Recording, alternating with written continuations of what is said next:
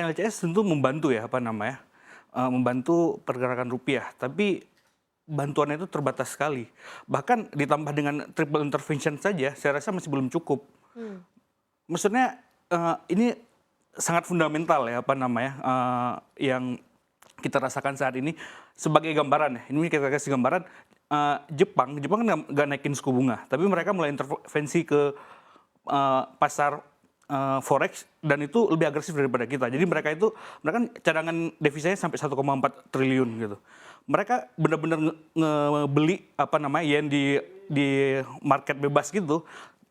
Jadi si dolarnya dilepas, yen dibeli sehingga dengan harapan yen menguat gitu. mhm mhm. Tapi yen nggak kunjung menguat. Pelemahannya itu jadi melambat gitu. Nah, Oke. itu sama yang terjadi dengan intervensi yang dilakukan oleh BI. Itu Oh, nggak bakal bisa membuat rupiah rupiah dia langsung menguat, langsung menguat. tapi Cuman pelemahannya yang sedikit pelemahannya melambat yang sedikit gitu? melambat begitu. Kalau memang mau yang efeknya lebih besar ya harus dari kenaikan suku bunga saya rasa begitu, Mbak. Oh berarti, BI harus ikut hawkish juga begitu ya? Iya, tapi seperti yang dikatakan oleh Bu Telisa tadi, memang angkanya harus sesuai gitu, jangan sampai mengorbankan pertumbuhan ekonomi nasional Mhm juga. mhm. Bu Telisa, LCS cukup atau tidak? Kalau tadi dikatakan Mas Ferry kan harus ada instrumen lain begitu. Nah Anda lihat seperti apa? Jadi tadi kalau kita kategorikan necessary dan sufficient. Jadi yang paling utama tuh kan necessary. Necessary-nya bunganya naik. Mhm Sufficient-nya macam-macam tadi, variasi-variasi instrumen seperti NDF dan triple intervention. Terus kemudian LCS, devisa hasil ekspor itu harus terus dikejar. Jadi memang ininya suku bunga yang pertama itu necessary tapi not sufficient gitu loh, mhm untuk supaya mhm. kebijakan suku bunga itu bisa berdampak, positif juga kepada rupiah dan juga bukan hanya kepada rupiah, tapi menjaga kondisi ekonomi makro kita secara keseluruhan. Nah, dibutuhkanlah sufficient sufficient condition-nya juga. Jadi bagaimana juga masyarakat juga bisa nggak terlalu hurt gitu ya dengan adanya Mhm kenaikan mhm. suku bunga ini gitu. Jadi, bagaimana dari sisi fiskal mungkin membantu gitu ya, dari sisi yang lain untuk merasakan, ya kayak ini kan jamu, kalau Pak Iya iya. Gubernur bilang ini biasanya jamu. Jamu itu supaya nggak terlalu pahit dikasih apa, dikasih jahe. Nah, jahenya itu apa? Nah, jahenya itu misalkan dari sisi stimulus fiskalnya nanti mungkin jika dimungkinkan. Terus kemudian masih banyaknya dana-dana yang mengendap di daerah misalkan. Nah, itu bisa digelontorkan untuk menggerakkan aktivitas masyarakat. Jadi meskipun bunga naik tapi masyarakat tetap bisa dapat misalkan apa bantuan-bantuan apa dari pemerintah untuk meringankan agar kegiatan usahanya tetap bisa berjalan misalkan kayak gitu. Jadi harus Mhm. ada inovasi-inovasi kebijakan. Jadi selain local currency, tapi local currency juga menurut saya itu terus perlu digalakkan ya bersama-sama dengan devisa hasil ekspor gitu. Tapi tadi memang suku bunganya dulu yang harus dinaikkan gitu. Tapi selain itu juga sebenarnya gini, kecepatan suku bunga untuk naik itu bisa kita kendalikan juga dengan menjaga inflasi tadi. Jadi Mhm kalau mhm. da- Ya, Bu Telisa? Baik, agak sedikit, supaya kita tidak terputus-putus. terlalu hawkish. Ya, Oke. jadi harus inflasinya yang harus dikendalikan juga ya supaya suku bunga kita naiknya nggak terlalu hawkish gitu.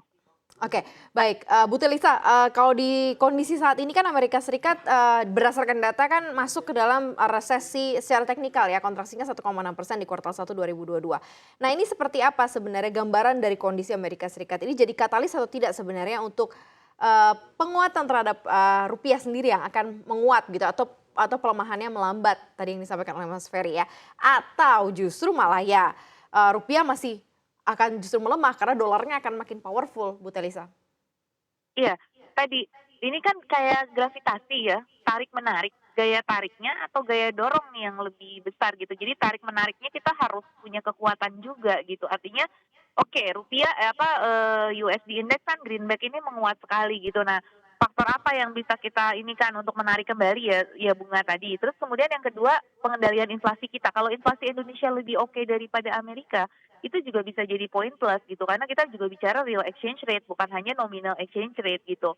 Mhm. Terus kemudian yang ketiga juga dari sisi narasi growth story kita sebagai daya tarik orang untuk mau berinvestasi di Indonesia dan kemudian juga jangan lupa inflow ke kita tuh bukan cuma portfolio ya, tapi juga FDI. Jadi kalau kita juga ada kendala di portfolio untuk dolarnya saat ini dengan situasi saat ini, nah kita kejar juga FDI kita gitu. Jadi foreign direct investment kita dengan perbaikan-perbaikan UCK dan lain sebagainya, iklim investasi di kita karena investment opportunities di Indonesia kan sangat besar ya, bisa dari sisi green economy, digital economy dan sebagainya. Sebenarnya daya tariknya itu begitu besar gitu. Nah, itu yang harus kita tarik juga. Jadi jangan cuma portfolio melulu juga yang kita pikirin ya. Maksudnya portfolio penting untuk to some extent menjaga stabilitas rupiah, tapi kita juga ada channel lain yaitu FDI gitu. Nah, Mhm, FDI-nya juga harus kita dorongin selama investasi-investasi itu masuk juga itu bisa mendorong likuiditas dolar jangka menengah panjang gitu. Jadi daya tariknya ini harus kita perkuat gitu dari segala sisi ya, bukan hanya dari sisi portfolio, tapi portfolio juga benar penting gitu. Tapi